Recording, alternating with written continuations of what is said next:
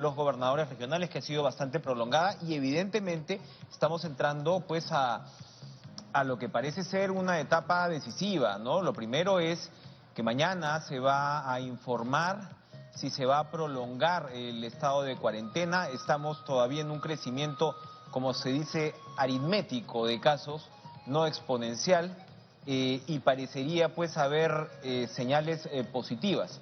Pero hay muchas preguntas alrededor de lo que puede ocurrir, de cuál será la estrategia pública a partir de ahora frente a la enfermedad, a la pandemia, mejor dicho, si esta va a tener cambios y cuáles son los desafíos, por supuesto, a los cuales nos enfrentamos luego de estas 2 semanas que se cumplen este fin de semana, este domingo. Vamos a comunicarnos con la exministra de Salud, Pilar Mazzetti. Ella es directora, por supuesto, del Centro de Estudios Neurológicos, pero además está en el comité de expertos asesorando pues al Ministerio de Salud en esta etapa tan compleja. Y además la hemos escuchado declarar a propósito del caso de la primera niña que ha ingresado, que es la primera paciente en este caso, que ha ingresado al hospital de Ate, que se ha condicionado para hospitalizar precisamente a los pacientes que requieran ya de cuidados más complejos. Estamos hablando de una niñita de 2 años y medio. Doctora Mazzetti, gracias por esta comunicación. Buenas noches. Muy buenas noches y muy buenas noches con todos, aquí para cualquier pregunta y cualquier inquietud que desee. Muchas gracias. Le comentaba sobre este primer caso de la pacientita que ha ingresado al hospital de Ate. En efecto, es una niñita de 2 años y medio. Su mamá notó que tenía dificultad respiratoria y la llevó a la emergencia del hospital, del local antiguo del hospital de Ate, que está aquí a una cuadra. El personal vio el problema y avisó al nuevo hospital. Inmediatamente se tomó la decisión de que la niña fuera trasladada porque la niña era COVID positivo, por consiguiente, y es lo que en este hospital se recibe. Ante la emergencia y la edad tan pequeñita, se avisó al SAMU, y el SAMU con su unidad nos trajo a la niña con las precauciones del caso. La trajo junto con su mamá. Se imaginarán ustedes que una nenita tan pequeñita teníamos que trasladarla junto con la mamá. En realidad nosotros estábamos preparados. Desde anoche se ha hecho ya toda la desinfección especializada que se hace en la unidad de cuidados intensivos. Ya se cerró todo para que no se contamine y estábamos preparándonos para en la tarde recibir el primer paciente positivo. Y este angelito se nos adelantó como una emergencia, inmediatamente se le recibió. Se siguieron todos los procedimientos que se habían estado practicando. Fue llevada a la unidad de cuidados intensivos, pediátrica por supuesto, con una especialista pediatra, y allí fue evaluada. Se le hizo radiografía. La niñita afortunadamente ya no tiene fiebre en este momento, puede respirar normalmente, se solucionó el problema de secreción y para alegría de todos no ha requerido ni intubación ni ventilación. Permanece en UCI esperando un tiempo prudente al día de mañana y probablemente de allí ya pueda salir a una habitación normal. Una buena noticia. Entonces, en realidad, la nenita ha terminado en el hospital de Ate, sobre todo por la cercanía, porque lo que sabemos hasta ahora, y seguramente usted nos puede ilustrar un poco más, es que estos casos de coronavirus en pacientes tan chiquititos usualmente no llegan a más. Así es, pero recuerden ustedes que las cosas van cambiando. Por un lado, la niñita era positiva y acá solo se reciben pacientes positivos. Por otro lado, los niños también son frágiles. Es cierto que la mayor parte de pacientes que corren riesgo son los adultos mayores, pero los niños son más frágiles, habrán pocos casos. La nenita también tenía algo de comorbilidad, un componente de broncoespasmo y otras cosas respiratorias, y ustedes saben que las decisiones médicas no siempre son de una sola cosa, son varias que convergen, y la decisión de los colegas acá en el hospital que se han venido entrenando para todo esto ha sido justamente traerla para poderla evaluar, y ahora ya todos estamos mucho más tranquilos. ¿Cómo ha visto el acondicionamiento del hospital de Ate? Recordemos que en la Villa Panamericana no van a ir las personas que den positivo, que requieran de algunos cuidados, también pues con fines de aislamiento, pero en el hospital de Ate van a llegar los casos más complejos, ¿no? Efectivamente, y esa es la gran ventaja. Yo creo que hay que agradecer a todos los integrantes del hospital de ATE. La doctora Mimbela, la directora, junto con su equipo de gestión y con el respaldo del alcalde, del jefe de la DIRIS, han tenido en realidad un trabajo muy importante. Se ha acondicionado este hospital que es nuevo. Este es un hospital 2, tipo 2. Es un hospital que tiene las grandes especialidades para atender a la población. Sin embargo, siendo un hospital nuevo, en este momento ha sido acondicionado para hacer atención altamente compleja. Esto va a significar, la adaptación se ha hecho en realidad en un par de semanas y la respuesta del personal ha sido muy buena. Realmente ha sido muy interesante ver cómo nos sorprendió la emergencia y de inmediato todo el mundo reaccionó. Tanto el alcalde como el pueblo de Ate Bitarte, de verdad, creo que todo el país tiene que estarles muy agradecidos, particularmente por el hecho de que también van a tener, después de que esto termine, un hospital fortalecido con una serie de capacidades que no estaba previsto que tuviera. El acondicionamiento ha sido muy bueno y hay 50 camas disponibles para atender a los pacientes que lo requieran y descongestionar un poco los hospitales que han sido designados como los primeros que reciben a los pacientes. Ojalá no tengamos que utilizar las 50 camas, doctora, pero bueno, y yo sé que hay aproximadamente 250 camas más en el sistema de salud con UCI, y evidentemente la capacidad del sistema de salud es una de los desafíos grandes, ¿no? En una situación como esta. El Perú ha avanzado, creo yo, y ha tomado los pasos indicados con las medidas de aislamiento social. Vemos que ahora, recién, en México, el presidente López Obrador, que parecía no darle mucha importancia al tema, ahora ha tenido que imponerlas ya cuando los casos están creciendo, y ni qué decir de Brasil, y no nos vayamos a Europa.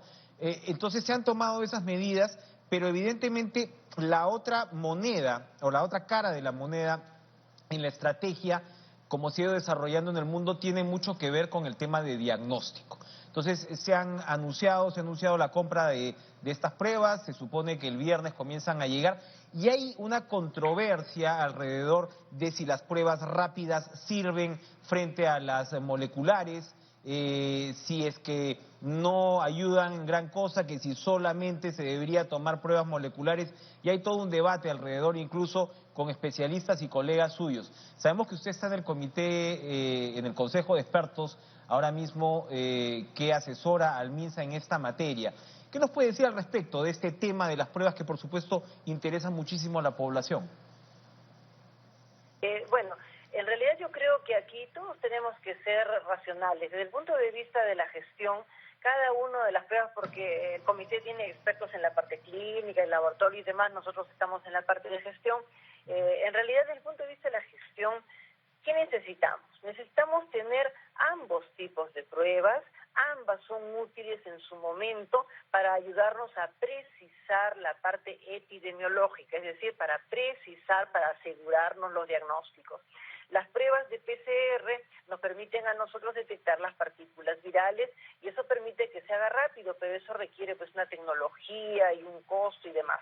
Las pruebas rápidas se llaman rápidas porque se hacen rápidamente, pero demoran en realidad en volverse positivas porque miden las defensas del cuerpo, los anticuerpos. Por consiguiente, pueden demorar 7, 10 días para hacerse positivas. Hay personas que se positivizan rápido, hay personas que no. Pero finalmente, ¿qué nos interesa? Eso nos interesa para las cifras y tener las ideas claras. Pero ¿qué nos interesa para decidir el estado clínico del paciente? Yo decido si se intuba, si no se intuba, si se ventila, si no se ventila, en base a la clínica. La clínica, como siempre, es la reina y señora de las decisiones.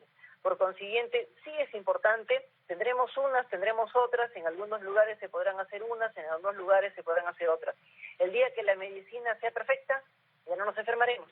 Pero por el momento tenemos lo que tenemos y tenemos que sacar la mejor utilidad de cada una de las pruebas en su respectiva circunstancia. Y ya saben, la decisión es clínica. El médico ve al paciente y decide si lo intuba, si no lo intuba, en base al cuadro clínico. Así todos tenemos que adaptarnos un poco. Creo que no hay país en el mundo que pueda resistir el embate de esta pandemia. Todos vamos a tener dificultades. Los que hemos tomado decisiones rápidas y las cumplimos, sobre todo si las cumplimos, vamos a tener menos problemas, pero todos vamos a tener algo de problemas. Sí, a ver, evidentemente la pregunta del momento ahora para buena parte de la población, y el presidente Vizcarra ha señalado que mañana se comunicará una decisión, es qué va a pasar con las medidas de cuarentena, si se van a prolongar o no. Desde el punto de vista epidemiológico, como lo señala usted, ¿cuál debería ser una curva para ir de alguna manera normalizando la vida de la sociedad? Por ejemplo, si se generalizan las pruebas y tenemos mayor claridad de dónde están los casos, y como usted señala además, los casos complicados, ¿no? Porque evidentemente aquí más probablemente que el conteo de contagiados significa sobre todo salvar la vida de quien se pueda complicar. O sea, contagiados van a haber muchísimos, pero como sabemos el 85% pues no hace ni siquiera síntomas. Entonces, ¿cómo podría ir usted dirigiéndose a la población para decirle cómo se va a ir desarrollando esto, cómo nuestra vida, si alguna experiencia hay, porque esta pandemia pues evidentemente es algo nuevo para la generación que está parada ahora mismo en la Tierra, ¿qué nos puede decir de cómo puede ir evolucionando la situación? Okay. Yo creo que lo que estamos viviendo es duro y hay que reconocerlo. Yo creo que si no tomamos las decisiones que hemos tomado, en este momento nos estaríamos lamentando una situación tan tremenda como están viviendo Italia, España. Eso significa que las decisiones que se han tomado y las que se tomarán son las mejores para nosotros. Son duras. Vamos a sufrir. ¿Cuántas personas que trabajan día por día para vivir en realidad no tienen en este momento cómo defenderse y hay que encontrar las medidas sociales para ello? Pero creo que esta pandemia nos está enseñando, en primer lugar, a mirar detrás de nosotros, los países que ya han recorrido este camino y que les ha tomado recuperarse varios meses. ¿Por qué? Porque ellos no sabían lo que pasaba al principio. Pero gracias a la experiencia tan dura en China y en los países cercanos, los otros países hemos aprendido y probablemente nuestro tiempo de sufrimiento va a ser más corto. Pero igual todos tenemos que aprender los cambios de comportamiento que estamos viviendo ahora. Los peruanos apapachamos y nos gusta estar cerca los unos de los otros, nos abrazamos, somos querendones.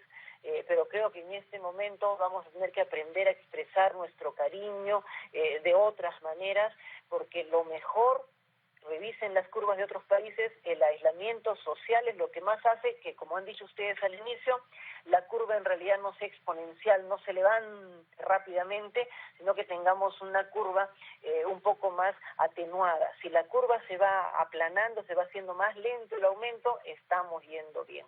Comparemos, sin querer hacer que nos sintamos demasiado bien, comparemos nuestra evolución con la evolución de los países hermanos y en realidad hemos tomado decisiones lo más rápido que se ha podido y ahora el punto principal somos nosotros los ciudadanos. ¿Lo vamos a tomar en serio? No lo vamos a tomar en serio. Cada vez que nos reímos y pensamos que esto no es una cosa importante, estamos contagiando a alguien. Y ese alguien podría ser un familiar cercano a nosotros, alguien que nosotros queremos y por no tomar las cosas en serio estamos haciéndolo correr un riesgo realmente. Es muy importante tomar conciencia de todo este problema. Es un problema de todos, no es un problema de la salud, no es un problema del presidente, no es un problema de los ministros o del grupo de expertos, es un problema de todos nosotros los ciudadanos. Para entenderlo en términos simples, ¿por qué un país como Italia o España, que está entrando también a un punto crítico, a pesar de haber ya implementado medidas de cuarentena estrictas, tiene la multiplicación de casos por miles y por ende muertes? Estamos hablando de 600, 700 muertes por día en estos países. Me temo que porque no lo tomaron en serio en su momento. Me temo que no lo tomaron en serio en su momento. Se permitió, se restringieron algunas cosas, pero se permitió el desplazamiento de un lugar a otro, se permitió que la gente saliera libremente, realmente no lo tomaron en serio. revisen las curvas que hay en los otros países y las decisiones que han tomado. Y van a ver que la curva se hace más plana cuando se toman las decisiones más rápidas. Han visto ustedes que la mortalidad promedio puede llegar a 7% en Italia, imagínense ustedes, mientras que la mortalidad promedio en el mundo en realidad está en 4%, y en los países nosotros tenemos en este momento muy pocas personas fallecidas en relación a la cantidad de personas que tenemos nosotros afectadas o positivas. Entonces yo creo que aquí lo importante es tomar en serio las medidas de aislamiento social. Ahora, usted nos hablaba de estas tasas de mortalidad que en algunos casos llegan a 7%, 9%, ¿no? Con 4, 3 y pico como un promedio. Y hay países al que, por supuesto, tienen mucho más extendido que nosotros el fenómeno, pero con una tasa de mortalidad muy baja, como Corea del Sur, que se ha tomado como un ejemplo en estos días, y me imagino que ustedes lo están analizando en este consejo de expertos, porque allí lo que se ha hecho, se supone, es que, claro, ellos tenían la capacidad de hacer pues una gran ofensiva de diagnósticos, no han hecho cuarentena pues generalizada, pero han hecho un trabajo de trazabilidad al parecer muy eficaz, es decir, ubicar a quienes están contagiados, a sus contactos y poder sobre ellos actuar, digamos, y encontrar estos focos y demás. Nosotros vamos a ir virando, independientemente de lo que ocurra con la cuarentena, vamos a ir virando con el tema de las pruebas hacia un trabajo más específico sobre ese tipo de poblaciones. Yo creo que hay que tener en cuenta la realidad de cada país y de la organización del sistema de salud. El sistema de salud de Corea y nuestro sistema de salud tienen algunas diferencias que hace que las decisiones de conjunto que han tomado ellos no necesariamente se puedan tomar exactamente igual allá. Lo más importante es que un país tenga un sistema de salud único, donde haya un solo sistema y todo el mundo se alinee. Por otro lado, la capacidad económica, el PBI, todo lo demás de ellos y el nuestro difiere también tremendamente. Claro. Igualmente, independientemente de eso, el uso de las pruebas nos permite detectar a la persona positiva, no para que todo el mundo se espante, sino simplemente para que la persona pueda ser aislada y la familia y los demás tomen las providencias del caso. Y usted mismo lo ha dicho, 80 y tantos % de las personas positivas no tienen manifestaciones clínicas. Sus propias defensas se encargan de detener el proceso. Estamos viendo, doctora, puntos donde la enfermedad se está desarrollando de manera más preocupante, o seguimos básicamente en una situación homogénea. No es homogénea. Lima sigue siendo... Bueno, Lima es muchísimo más, por supuesto, la gran mayoría. Así es, porque tenemos 1/3 de la población, porque estamos muy concentrados, estamos unos muy cerca a los otros, ciertamente, somos una población densa, ¿no? Y cuando hablamos, tosemos, tenemos poca costumbre realmente de cubrir nariz y boca con el antebrazo. Muchas veces me temo que como ciudadanos estamos un poquito en falta porque usamos un pañuelo de papel y lo tiramos al piso, ¿no?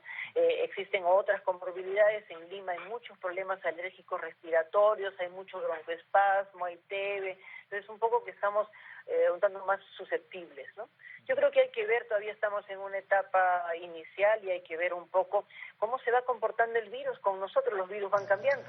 Además, nosotros somos diferentes a los otros continentes. También hay que ver si hay algún asunto vinculado a nuestra etnia, en fin, otras cosas que puedan influir, ¿no? Creo que todos tenemos que estar a la expectativa y sobre todo responsabilidad. Lo más importante es que todos los ciudadanos seamos responsables con nuestra familia, con nuestros vecinos, con todos. Así es. Para terminar, doctora, como usted señala, pues estamos aprendiendo de este virus día a día, y es, como lo decía el ministro de Salud ayer, me parece, pues tiene 90 días en esta tierra esta enfermedad.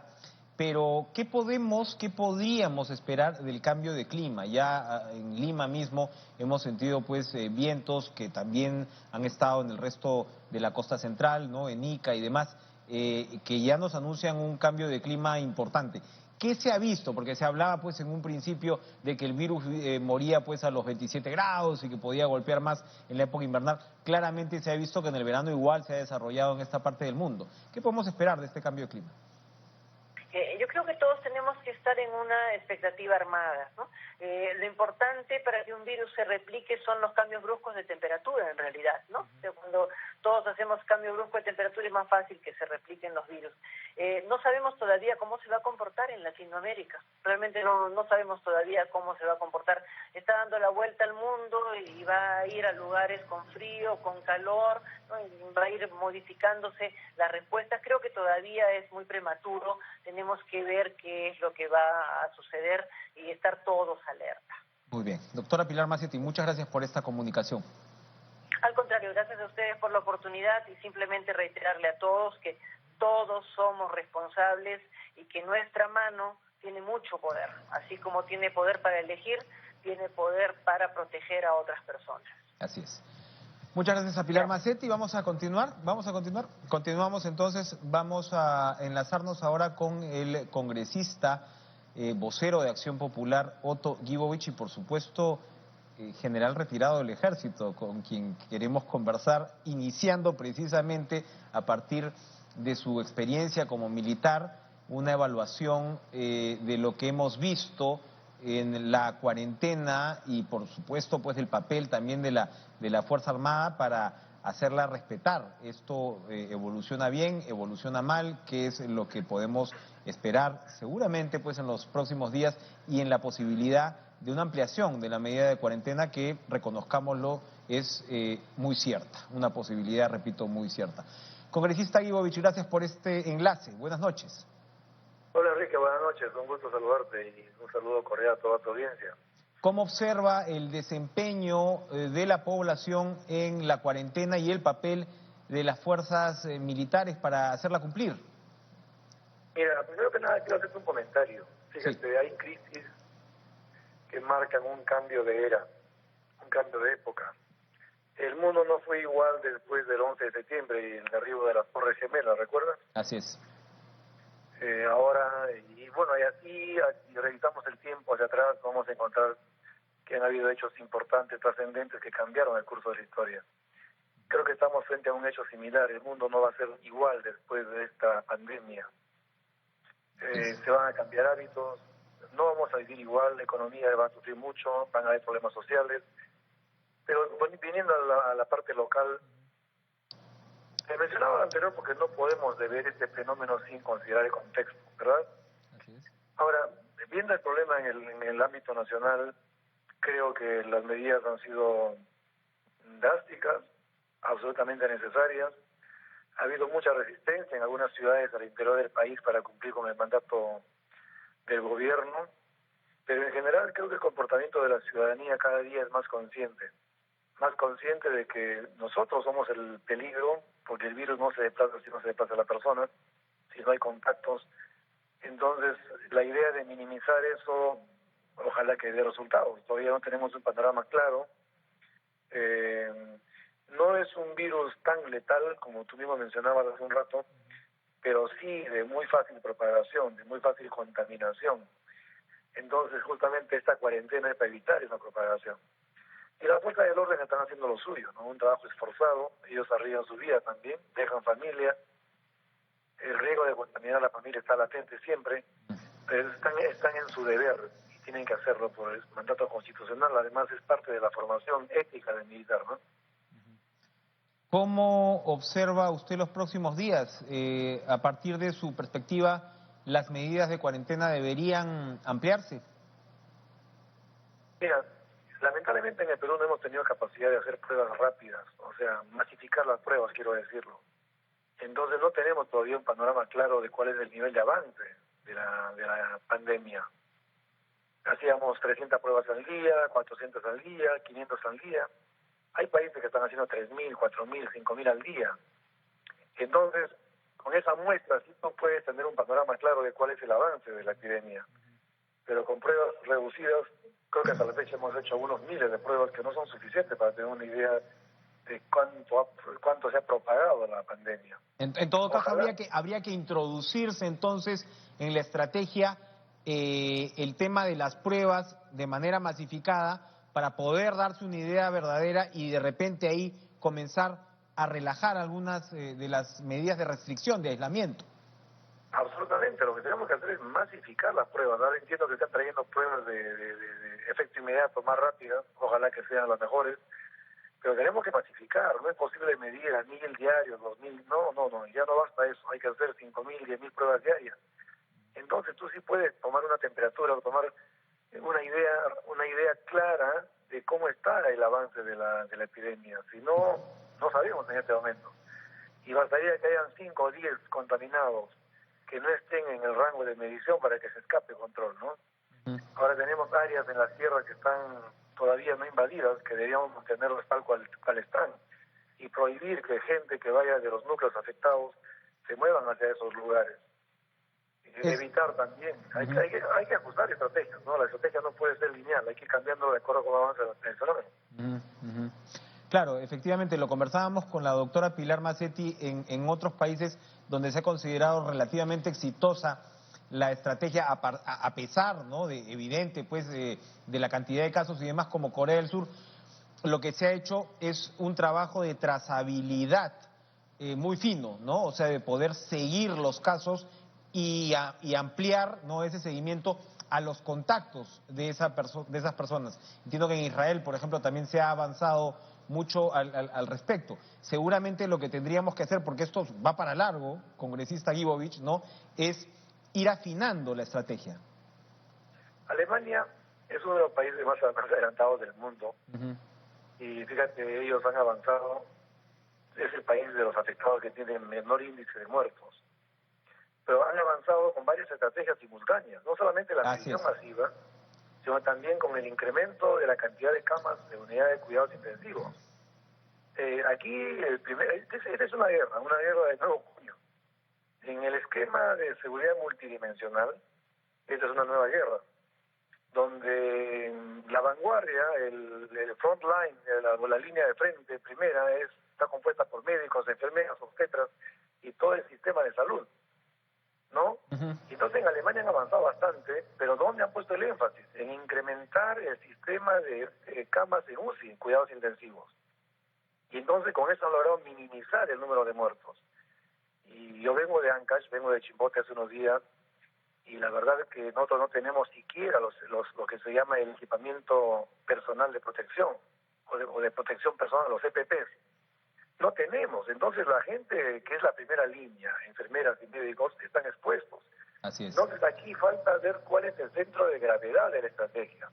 Y aquí está claramente con los médicos, está con incrementar la cantidad de camas en cuidados intensivos, en ir previniendo. Hay que estar un paso adelante, no hay que estar un paso adelante por lo que se viene. Yo coincido contigo de que esto no va a durar poco tiempo, posiblemente la intensidad vaya cambiando, pero tenemos un fenómeno que va a durar un tiempo en el país y en el mundo. Por lo tanto, hay que tomar previsiones y tratar de estar un paso adelante, no ir persiguiendo al problema, sino ir adelante, ¿no? Congresista, el Parlamento, el papel del Parlamento, se ha criticado, ¿no?, que mañana pues se vaya a realizar esta junta de portavoces, los parlamentarios han dicho que es necesario, en fin, el Ejecutivo va a pedir facultades delegadas.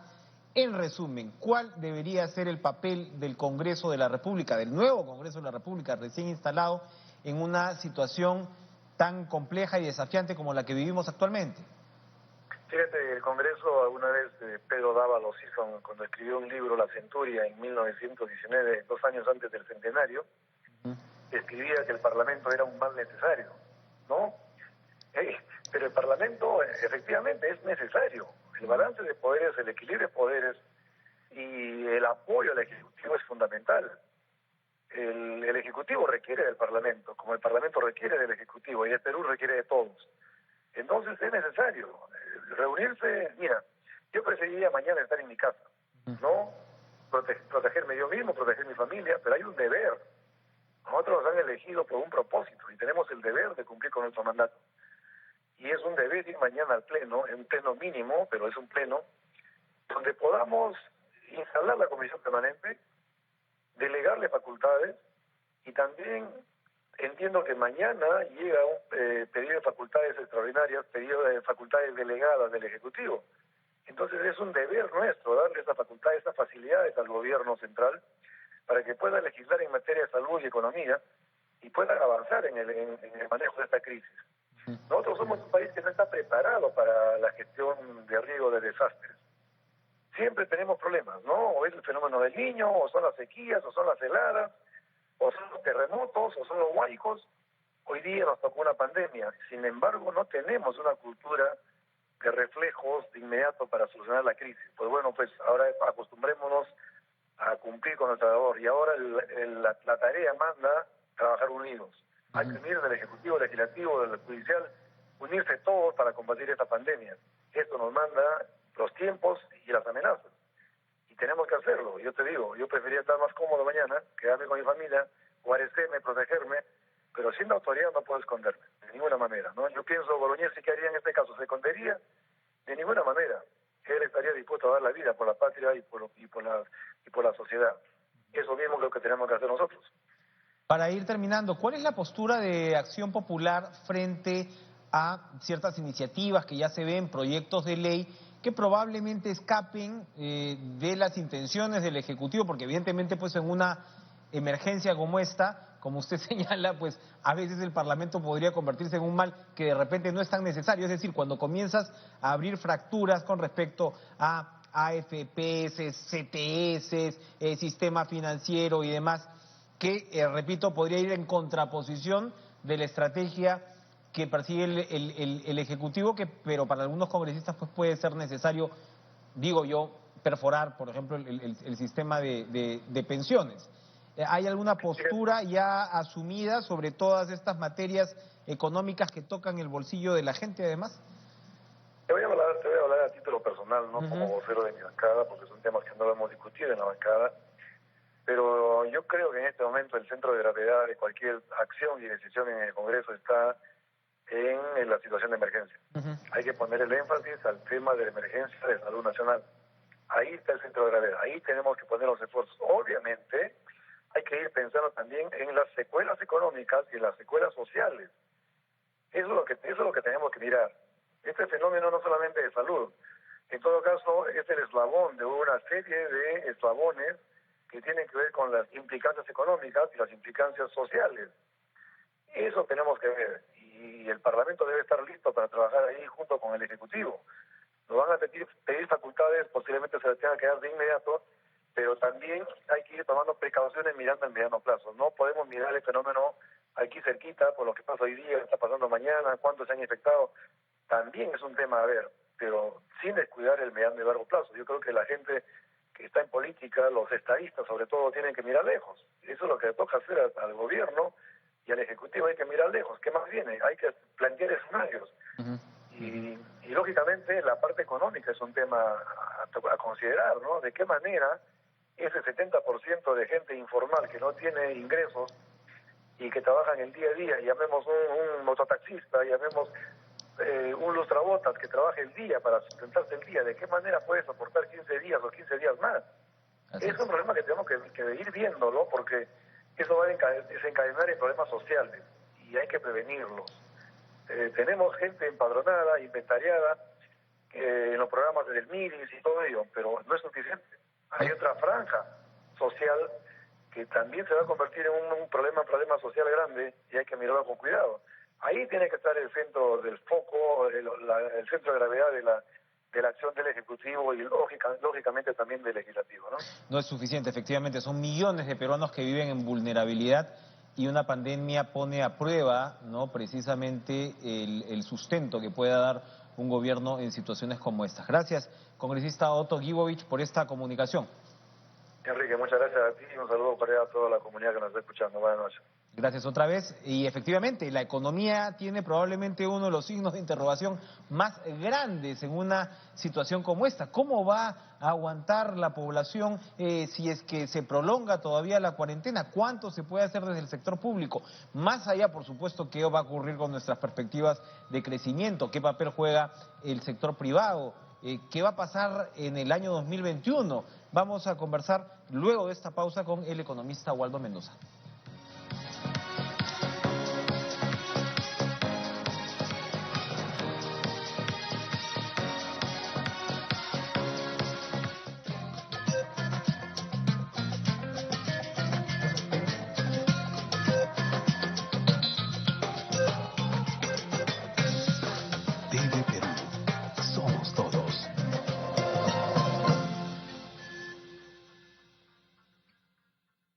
Mientras estos 15 días tú estás en casa, afuera estará nuestra policía, Fuerzas Armadas y personal de salud haciendo una labor extraordinaria cuidando de todos. Tomemos esto con seriedad. En otros países lamentan contagios y pérdidas humanas por no hacerlo. Un miembro de cada familia podrá hacer las compras para la casa. Y recuerda, nuestros abuelos y las personas con enfermedades crónicas son los más afectados. No esperemos a que sea tarde. La salud de todos depende de ti. Yo me quedo en casa.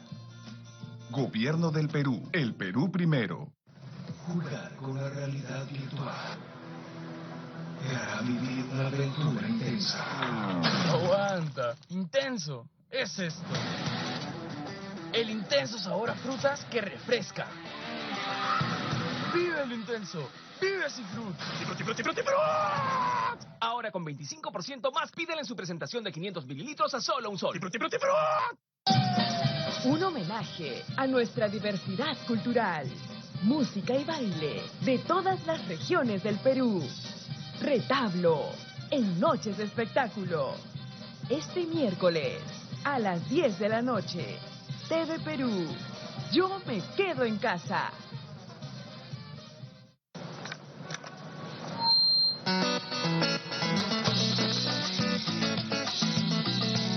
Es bien simple. El Perú tiene sabor. Nuestra familia y nuestra comida tienen sabor. Sabor de oro.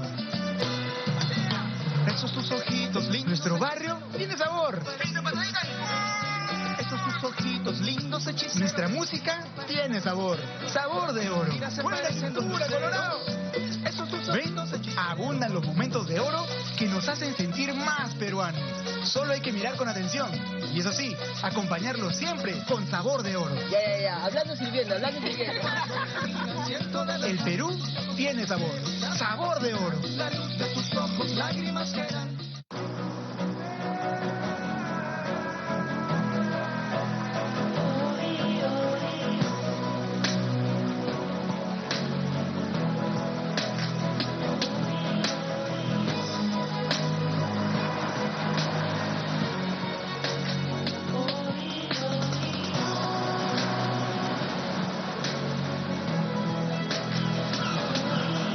Cielo y el Perú, orgullosos protectores de Machu Picchu. Bueno, familia, nos quedaremos en casa. ¿Por qué? Porque la gente se sigue contagiando. Es mejor quedarnos acá hasta que pase todo esto. Estamos tomando una medida de precaución porque la salud es lo primero. Sin salud no somos nada, hijita. Nada de cines, nada de ir al estadio para ver fútbol, tampoco colegios. Así es, bebita. Sin salud no hay nada. Infórmate más en www.gov.pe/coronavirus. Gobierno del Perú. El Perú primero. Estamos viendo cara a cara.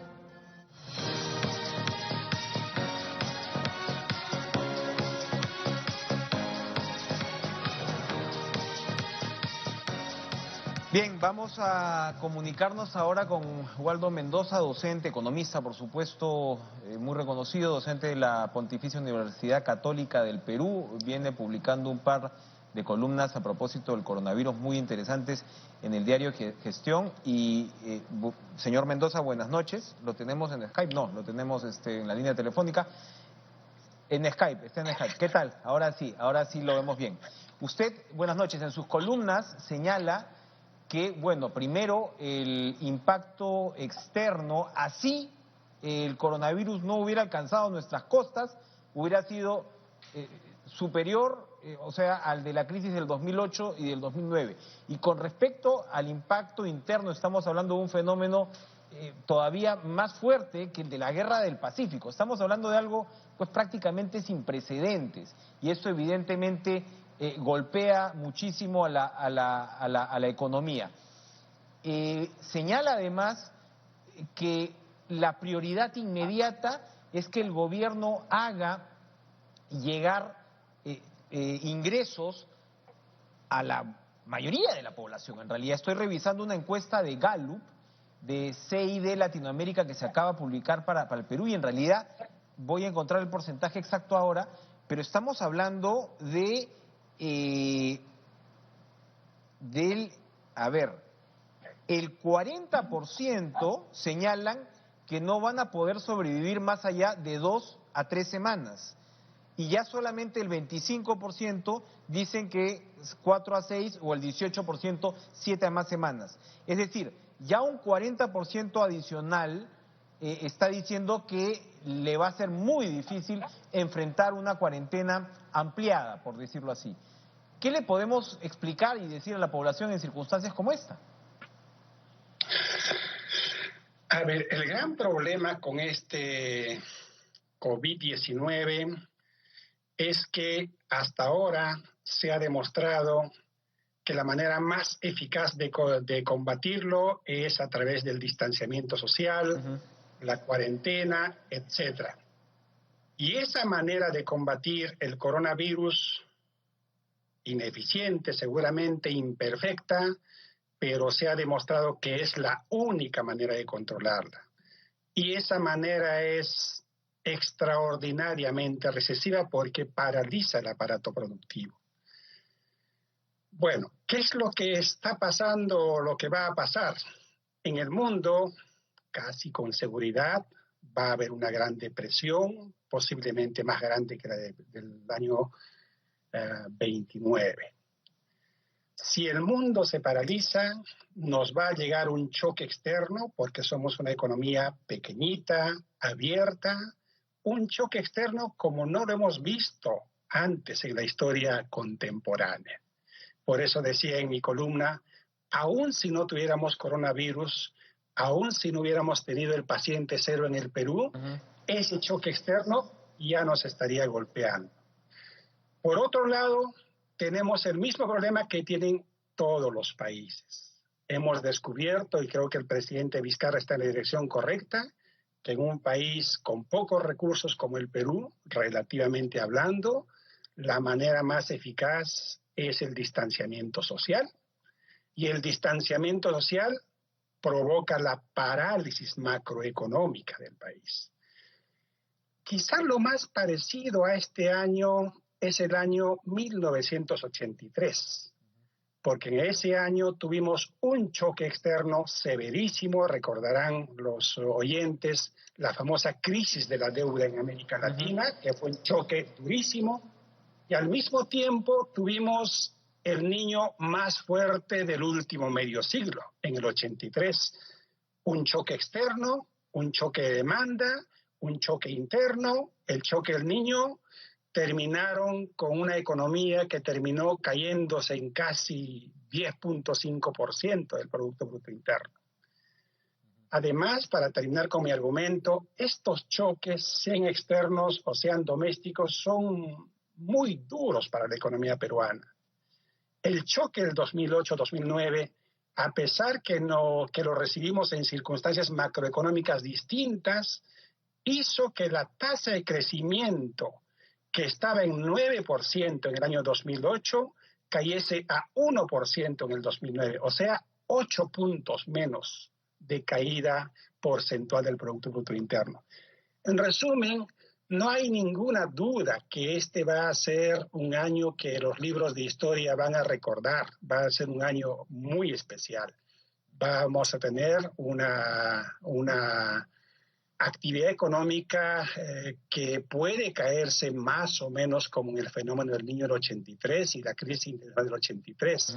Difícil hablar de números, pero conceptualmente si uno dice que el choque externo es más grande que todos los anteriores y el choque doméstico es más grande que todos los anteriores, la inferencia lógica es esta crisis es mucho más grande que todas las anteriores.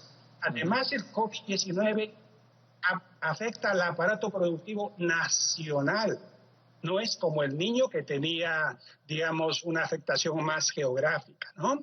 En resumen, estamos en problemas, pero en el contexto latinoamericano me parece que somos los que estamos reaccionando mejor. Usted señala que por un lado hay una reacción efectivamente importante, pero por otro lado nuestra situación de reservas internacionales también nos dan un margen importante de reservas, digo, en general para poder paliar esta crisis. ¿Cómo habría que utilizarlas para precisamente hacer llegar esos ingresos a quienes más comprometidos están? Yo creo que en estos momentos es muy difícil pensar en la reactivación económica. De eso hablaremos cuando superemos la cuarentena, cuando aplanemos la curva. En este momento lo que el gobierno tiene que hacer es ¿cómo consigo que la gente esté en su casa sin mayores preocupaciones? Elemental, haciéndole llegar ingresos, sino cómo va a mantenerse en casa.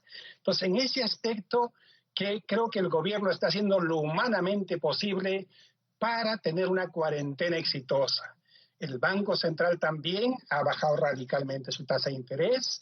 Entiendo que están dando todas las facilidades monetarias, crediticias. Entonces, digamos, estamos enfrentando a esta crisis, digamos, con fortalezas inmensas que no lo tienen otros países. Creo que de esta crisis, cuando salgamos, vamos a ser, me parece, los primeros en sacar la cabecita y me parece que los primeros en recuperarnos. Tengo la impresión que estamos haciéndolo bien, pero la caída del nivel de actividad económica, digamos, es casi inevitable. No hay mucho que hacer en este momento cuando el método para combatir a este bicho es la parálisis de la actividad económica. La recesión es la receta para luchar contra este mal. Así es. Para terminar, precisamente le quería preguntar sobre uno de los puntos de su argumentación que me intriga mucho, el optimismo hacia el 2021 y el crecimiento. Usted nos está explicando cómo estamos bien parados ahora, pero ¿cómo explica que efectivamente en el 2021 ojalá podamos tener una tasa de crecimiento insólita en estas circunstancias? Lo que pasa que después de una caída tremenda, la recuperación es casi estadística. O sea, después de una caída muy dura, crecer 5, 6 o 7% no es novedad, ¿no? Y lo otro es que, a diferencia de otros países de la región, estoy pensando en Argentina, por ejemplo, nosotros estamos enfrentando a este gran problema con recursos que ya el Ministerio de Economía y Finanzas tenía, con recursos que el Banco Central tenía. Otros países están en la situación de que ni siquiera tienen los recursos o van a tener que fabricar los recursos a través de una emisión que posiblemente sea grande en muchos países y posiblemente el 2021 estén tan débiles como este año. Ese es mi argumento para ser optimista respecto al 2021. Para terminar, en lo inmediato, todo este tema de las CTS, el gobierno está planteando un retiro o la posibilidad de un retiro parcial de CTS, ya se habla pues incluso de las AFPs. ¿Habría que mover mucho ese tablero o mejor dejarlo tranquilo mientras se pueda? Hay que tener mucho cuidado. Yo creo que con los recursos que tiene el gobierno, limpiamente puede hacer transferencias. Hay que tener cuidado también con iniciativas exóticas que pueden venir desde el Congreso, que pueden hacerle más mal que bien a la manera como se está enfrentando actualmente la crisis. Perfecto. Muchas gracias, Waldo Mendoza, por estas interesantes observaciones, porque claro, efectivamente pues estamos hablando de iniciativas exóticas, lo que le comentábamos al congresista Guibovich y el peligro que estas entrañan. Vamos a ir a una pausa y regresamos con más en Cara a Cara.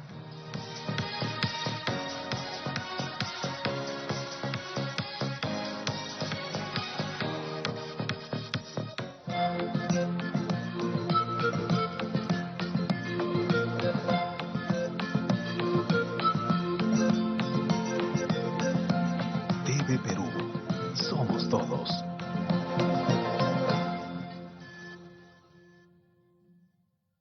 Respetemos las medidas de prevención y quedémonos en casa. Es la única forma de proteger nuestra salud. Cumplamos con el estado de emergencia y cuidemos a nuestros adultos mayores y pacientes crónicos, porque ellos son los más vulnerables. Recuerda, solo puedes salir si eres un trabajador de la salud o si trabajas en tiendas de primera necesidad, en farmacias y bancos. No olvides contar con la documentación que acredite tu centro laboral. La salud de todos depende de ti. Yo me quedo en casa. Gobierno del Perú, el Perú primero. Agua Cielo agradece y felicita a las 500.000 bodegas, transportistas y colaboradores que hacen posible la cadena de suministro para que Agua Cielo esté disponible muy cerca a tu domicilio. Cielo, eleva tu vida. Pura vida es agua pura, te acompaña cada día. Sí, no uno ni dos. Nuestra agua pasa por 3 etapas de filtrado que hacen que Agua Pura Vida sea pura en cada gota. Pura vida te hace sentir bien. El coronavirus nos ha traído una situación especial. Tal vez te haya generado preocupación. Has pensado lo peor y por instinto saliste a comprar papel, comida y otras cosas. Pero, ¿sabes qué? Muchas veces las peores crisis las causamos nosotros mismos. Hoy no hay crisis. Hay una situación excepcional frente a la que hay que estar atentos. Así que no fomentemos la sensación de pánico. Eso no ayuda. Mantengamos la calma y tranquilidad. Piensa en los demás. Piensa en tu país. Seamos responsables.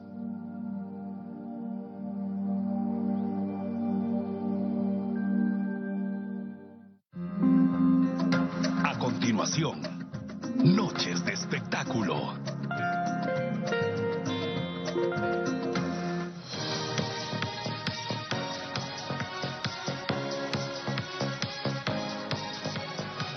Estamos aquí en Cara a Cara con el bloque Aprendo en Casa.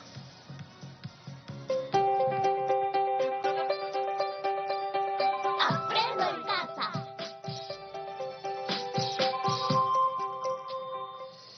Le damos la bienvenida a Isabel Rosales, vocera del Ministerio de Educación. Vamos a conversar de un tema muy importante en estos días y de preocupación, por supuesto, porque claro, tenemos hijos en casa, hay que mantenerlos de un lado entretenidos, hay algunos colegios que ya les están pues dejando tareas, incluso clases virtuales, el Ministerio de Educación está avanzando en esa línea, pero más allá de eso, ¿cómo hacemos para regular el tiempo que ellos están conectados en Internet? Esa es una preocupación bastante grande. ¿Cómo está, señora Rosales? Gracias por estar con nosotros. ¿Qué tal? Buenas noches. Muchas gracias. Cuéntenos, por favor, cuáles son las recomendaciones del Ministerio sobre el uso de Internet para los niños en casa. Claro. Bueno, sabemos que en este contexto el uso del Internet para quienes tienen acceso, pues obviamente está siendo recargado, pero también es una oportunidad para que podamos desde la casa, en familia, podamos orientar justamente en el uso adecuado, porque más que utilizarlo, también podemos aprovecharlo. Estamos viendo que podemos acceder a información, podemos seguir aprendiendo, podemos seguir comunicándonos. Y es justamente un momento en el cual, en compañía y en acompañamiento creo que podemos orientar en cómo podemos planificar en tiempos adecuados, en tiempos en el cual también la familia, toda la familia pueda compartir momentos del uso del Internet y conocer también los riesgos que estos pueden enfrentar, ¿no? ¿Hay plataformas del Ministerio recomendadas para los cuales los padres pueden acceder junto a los hijos, establecer esa suerte de complicidad que usted nos está describiendo? Exacto, claro. Desde el Ministerio de Educación sabemos que estamos en una plataforma de Perú Educa, pero también existen muchas, ¿no? En el uso de otras iniciativas, también tenemos redes sociales, que ahora están siendo bombardeados con tanta información y creo que es el momento de una ciudadanía digital que nos ayude a desenvolvernos. Entonces sí, hay casa. Van a existir muchas de las aplicaciones, muchos contenidos en los cuales de forma dosificada los estudiantes van a poder ingresar de acuerdo a su interés, de acuerdo también a todo, y ayude a seguir conectados. Bien, cuéntenos el tema de las redes sociales. Evidentemente ahora las redes sociales, y más en días de cuarentena, son, digamos, un medio por el cual los niños, de repente demasiado temprano, en muchos casos, van ingresando. ¿Cuáles son los parámetros que habría que tener en cuenta en este caso? Claro, yo creo que las redes sociales, los adolescentes puedan interactuar y puedan desenvolverse en estos entornos en los cuales obviamente se están exponiendo, y ahí es donde sobre qué contenido están ellos leyendo, sobre qué contenidos ellos pueden compartir, y creo que hay posiciones de algunos padres que creen que hay que prohibirlo. Yo creo que no va a ayudar a generar confianza, a generar autonomía, a generar autorregulación justamente en el uso de las redes sociales. Entonces, justamente es una oportunidad para que ellos puedan acompañar en este proceso y ver cómo sus hijos pueden entrar a estas redes y cómo ellos respetan tanto el contenido de otras personas, respetan su contenido, y también se reconoce que hay límites para poder compartir información. Entonces, sí. Otro punto de preocupación es el tema de las noticias. Estamos, creo, con problemas de audio. Otro de los puntos de preocupación es el tema de las noticias falsas, ¿no? Las fake news que precisamente se diseminan por las redes sociales y, por supuesto, en niños puede causar todavía mayor temor, tomando en cuenta pues que estamos en una cuarentena, con lo que ello implica, ¿no? Con respecto pues a la incertidumbre en temas de salud y demás. ¿Cómo hablarle a los niños del tema de las fake news si en muchos casos los adultos se dejan influenciar por ellas? Exacto. Sí, estamos llenos de informaciones, porque sabemos que finalmente todos podemos publicar información. Entonces, el tema de las noticias falsas, que las mismas personas van generando justamente por una falta de conciencia, de responsabilidad sobre lo que uno puede compartir. Entonces, ahí justamente cuando los padres pueden detectar información falsa, puede servir de ejemplo de a qué información, cuál es la fuente, ¿no? Cuál es la fuente en la cual está compartiéndose, y ayudarnos a discriminar qué es lo confiable y qué no es lo confiable. Entonces, yo creo que siempre es importante ir más a la fuente, ¿no? Y generar justamente una lista en quién puedo confiar y en quién no. Evidentemente, en momentos, para ir terminando, en momentos como estos, sabemos y es evidente cuán dependientes nos hemos convertido de la tecnología. Pero de repente también no es una buena coyuntura para volvernos a acercar a la lectura. La lectura como ejercicio es distinta a la lectura que nosotros hacemos en redes, hacemos en internet. La lectura de un buen libro para niños, para adolescentes, y la capacidad crítica que uno desarrolla alrededor de involucrarse con un texto de esa manera es completamente distinta. De repente también es momento para reencontrarnos con ella y generar espacios. Sí, claro, totalmente. Por eso parte de una planificación. No podemos estar conectados permanentemente.